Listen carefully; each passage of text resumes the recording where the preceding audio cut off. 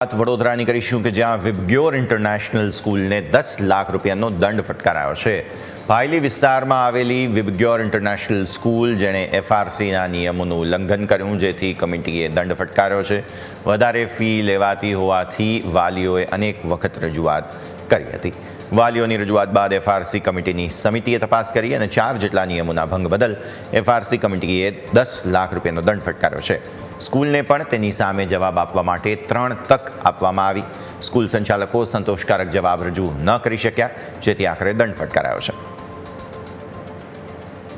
પણ મેજર અત્યારે ગઈકાલે વિબગ્યોર સ્કૂલમાં ઓર્ડર કર્યો, અમે નોટિસ ઇસ્યુ કરી છે. એના 4 ભંગ કરેલા છે શાળાએ. જેમ આપ જાણો છો, એમણે જરૂરી તક સાંભળવાની આપી છે અને જરૂરી સંતોષકારક જવાબો નહીં મળવાથી અમે એમને 4 ભંગ બદલ નોટિસ ઇસ્યુ કરેલી છે.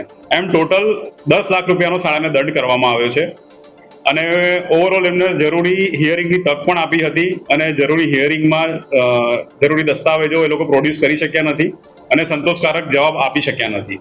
એના માટે આ દંડ કરવામાં આવ્યો છે.